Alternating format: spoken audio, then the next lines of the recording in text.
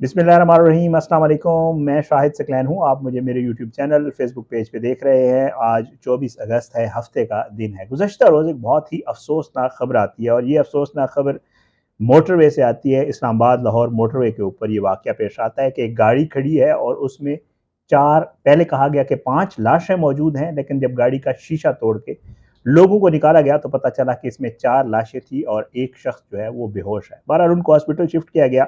ये वाक़या ज़ाहिर है मीडिया, सोशल मीडिया के ऊपर फ़ौरन जो है इसने हाइप क्रिएट हो गई, इस पे फ़ौरन ये फैल गया और उसके बाद लोग परेशानी का शिकार हो गए कि इन लोगों के साथ ऐसा क्या कुछ हुआ था। क्योंकि मोटरवे जो है वो तकरीबन हम सब की ज़िंदगी से है, इसलिए जुड़ा हुआ है। अक्सर और बेशतर ट्रैवलिंग होती है और हर कोई प्रेफ़र करता है कि जीटी रोड के बजाय वो मोटरवे से ट्रैवल करे। वक़्त, फ्यूल, बहुत सारी चीज़ों की जो है वो इसमें बचत हो जाती है। बहरहाल जी, पहले शक गया कि इसके इनके साथ पता नहीं क्या मामला हुआ है, लेकिन बाद में जो इसकी तफसीलात हैं वो बड़ी वो जो है डरा देने वाली और दहला देने वाली थी। और उसमें एक सबक भी है कि मोटरवे पे ट्रैवल करते हुए आप लोगों ने इस चीज़ का बड़ा ख्याल रखना है, क्योंकि इसमें बड़ी ही अफ़सोसनाक ये वाक़या हुआ। ये एक ही फैमिली के लोग थे, उनमें एक बच्चा भी था छोटा। इन सब की 4 की डेथ हो गई, 5वां जो है उसके हवाले से भी बताया जा रहा है कि उसकी हालत भी तशवीशनाक है। तो आज की वीडियो में, क्योंकि अब इसकी तफसील आ चुकी है, जो ज़िंदा बच जाने वाला है उसको जब होश आया तो उसने सारी कहानी सुनाई कि कैसे उनके साथ ये वाक़या पेश आया है। तो आपने ये ज़रा इसकी तफसील आ गई है, मैंने कहा आपके साथ शेयर कर दूँ।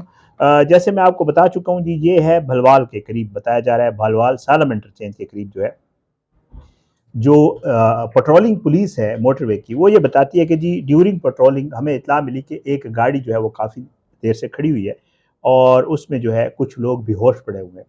पेट्रोलिंग पुलिस ये कहती है मोटरवे पुलिस के जी हम लोग वहाँ पे पहुँचे तो जब जाके चेक किया तो गाड़ी अंदर से लॉक थी। महाराज जी वो कहते हैं हमने गाड़ी खोलने की कोशिश की, गाड़ी नहीं खुली। उन्होंने रेस्क्यू वालों को कॉल की और रेस्क्यू वाले भी पहुँच गए और साथ-साथ उन्होंने फिर जो मुतलका थाना, हमेशा ये होता है कि मोटरवे पे खुदा न खास्ता आपके साथ अगर कोई इंसिडेंट हो जाए तो जो करीब थाना होता है उसको भी ज़ाहिर है आना होता है। तो बहरहाल जी वो कहते हैं कि जी करीबी जो थाना था उसको भी इत्तला दी गई और जो फुलरवान थाने का, पुलिस स्टेशन फुलरवान का जो अमला है वो भी मौके पर पहुँच गया। कोशिश की गई, बहरहाल खिड़की नहीं खुली गाड़ी की और बिलाखिर इनको शीशा तोड़ना पड़ा। जब शीशा तोड़ के लोगों को निकाला गया तो उसमें पता ये चला कि जो ड्राइवर है, जो गाड़ी चला रहा है, वो अभी तक ज़िंदा है। इन्होंने फ़ौरी तौर पे इन लोगों को जो है वो करीबी अस्पताल शिफ्ट कर दिया और वहाँ पे जाके ये पता चला कि ज़ेरे इलाज जब इनका इलाज किया गया तो वहाँ पे पता चला कि जो 4 लोग हैं उनकी डेथ हो गई है और एक इनमें ज़िंदा है और 4 लोगों की डेथ कन्फर्म हो गई। बहरहाल जी, जिस शख्स को जो अभी बेहोश था उसको जब होश आया तो उसने ये बताया कि जी हम एक ही फैमिली हैं और हम लोग जो है वो ट्रैवल कर रहे थे लाहौर से इस्लामाबाद की तरफ। इस्लामाबाद में इनका भाई जो है वो रहता है, जी जिनकी वफ़ात हुई है जिस फैमिली की, उनका एक फैमिली मेम्बर इस्लामाबाद में रहता है और ये लोग लाहौर से इस्लामाबाद उसके घर आ रहे थे। अब उसने ये बताया कि जी जो जिनकी डेथ हो गई है उनमें जो 60 साला रुमैला है वो वालिदा है, 30 साला महविश है, 28 साला समर है और 4 साला ओन बच्चा है और जो शख्स खुद बेहोश था उसका नाम उमर कासिम है और ये 30 साल का है।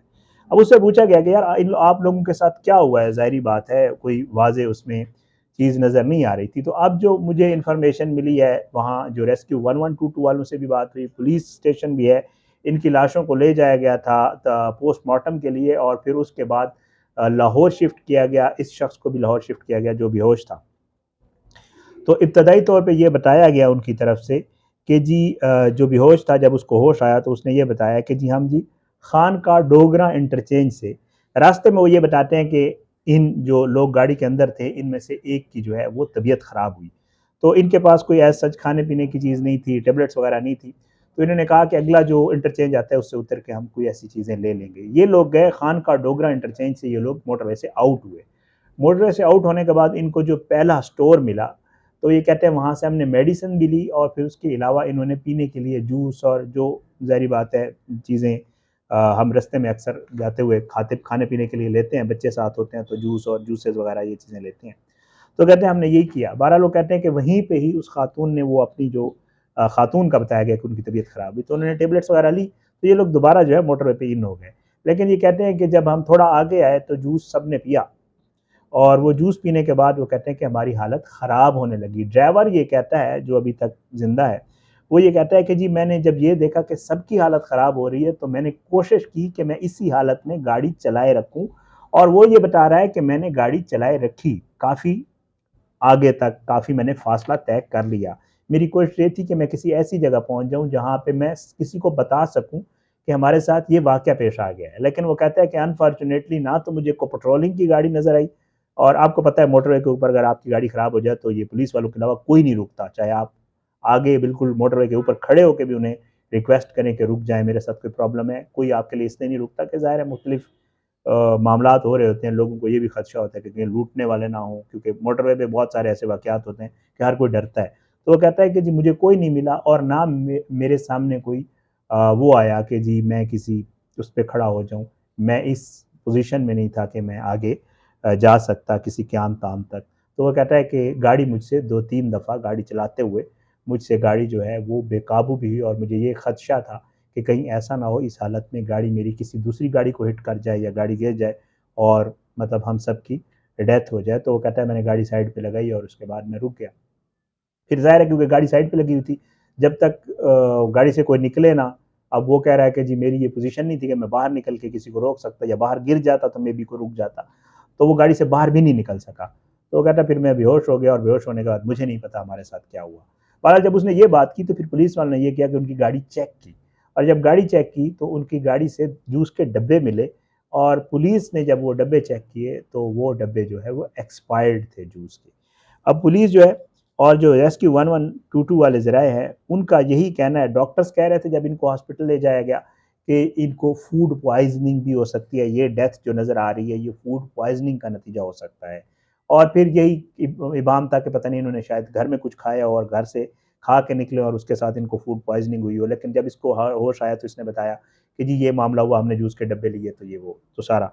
तो बहरहाल जी पुलिस और 1122 अब ये बता रहे हैं कि जी जो है वो चांसेस ज़्यादातर यही है, क्योंकि पोस्टमार्टम हो गया, पोस्टमार्टम की रिपोर्ट अभी तक नहीं है, आएगी तो हम आपके साथ ज़रूर शेयर करेंगे क्योंकि उसमें कॉज़ ऑफ डेथ लिखा होता है। तो बहरहाल जी जब ये मैं वीडियो कर रहा हूँ तब तक नहीं आई, मैंने अभी भी थोड़ी देर पहले भी कॉल की है, भेरा भी और उधर भी। तो बहरहाल वो ये बता रहे हैं कि अभी तक की जो ये मुअम्मा था या ये मामला मामला नज़र आ रहा था कि इनकी डेथ की वजह जो सामने नज़र आ रही है वो यही है कि इन्होंने एक्सपायर्ड जूस खाया है, और उसके अलावा इन्होंने कुछ पिया है, और उसके अलावा इन्होंने कुछ पैटीज़ वगैरह ली थी उस स्टोर से भी, क्योंकि पुलिस अब उस स्टोर पे भी गई है और वो सारी चीज़ें अब उसकी मज़ीद कार्रवाई हो रही है ज़ाहिर है।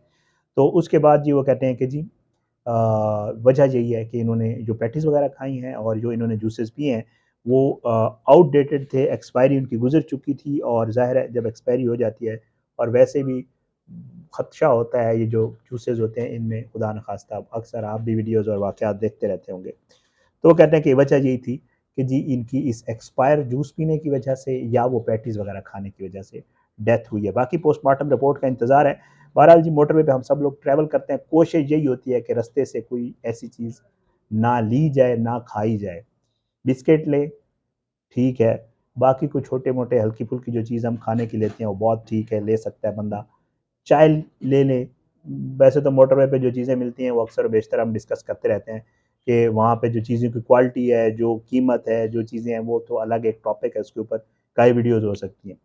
लेकिन चाय ले लें, कॉफ़ी ले लें, या अगर आपको भूख है भी सही, तो फिर कोशिश करें मोटरवे से बाहर ना जाएँ। मोटरवे पे जो क़याम-ताम हैं, जो जगह हैं, उनके ऊपर बड़े अच्छे-अच्छे ठीक ब्रांड्स, उनकी भी गारंटी तो नहीं दी जा सकती, बट ये होता है कि बंदे को पता होता है कि यार मैंने यहाँ से ये चीज़ ली है, तो होपफुली ये ठीक होगी, और अगर खुदा न ख़ास्ता कोई मसला हुआ तो देन आप किसी को रिस्पॉन्सिबल ठहरा सकते हैं उस चीज़ का कि जी हमने यहाँ से ये चीज़ ली थी। और तो मोटरवे पे जब भी ट्रैवल करें, इन चीज़ों का बहुत ख़्याल रखें। वैसे भी ये जो टेट्रा पैक जूस आ रहे हैं, फ्रैंकली ये जूस तो होता नहीं है, मतलब पानी होता है, उसमें कुछ उन्होंने ज़ायके डाले होते हैं और इस तरह की चीज़ें होती हैं। इसका कोई पीने का फ़ायदा नहीं होता, माँ सिवाय ज़बान के चस्के के, अंदर इसका कोई फ़ायदा नहीं है जिस्म के अंदर। तो बच्चों को वैसे भी अवॉइड करवाने चाहिए, क्योंकि बाहर जो मार्केट में जूसेस और ये चीज़ें मिल रही हैं वो उनमें कोई पता नहीं होता है। अच्छी-अच्छी बड़ी-बड़ी कंपनीज़ के जूसेस में भी ये गंद निकलता है, आपने अक्सर वीडियोज़ देखी होंगी। तो मेरा ख़्याल से इन चीज़ों को अवॉइड करना चाहिए। इन बेचारों की ज़ाहिर-सी बात है बड़ा अफ़सोसनाक उस फैमिली के साथ वाक़या पेश आ गया। यहाँ से जो इस्लामाबाद में मौजूद था वो भाग के गया, उसकी भी मैं रात वीडियो देख रहा था, वो वहाँ पहुँचा, बॉडीज़ लेके वो गया, मतलब पूरी उन बेचारों की फैमिली फैमिली के ऊपर एक क़यामत टूट पड़ी। आ रहे थे किस काम से और फिर लाशें वापस कर गई। अल्लाह ताला सबको अपनी ज़ुबान में रखे। बहरहाल ये इसकी अपडेट थी, मैंने कहा आपके साथ शेयर कर दूँ। इंशाअल्लाह अगली वीडियो में मुलाकात होगी, तब तक के लिए मुझे इजाज़त है। अपनी दुआ में याद रखा करें जी। अल्लाह पाकिस्तान कामी नासिर हो, इसके खिलाफ साजिशें करने वालों को नस्ल नाबूद करे, ज़ालिमों को इबरत का निशान बनाए, मज़लूमों को इंसाफ मिले। अगली वीडियो तक के लिए इजाज़त दें। पाकिस्तान ज़िंदाबाद। अल्लाह हाफ़िज़।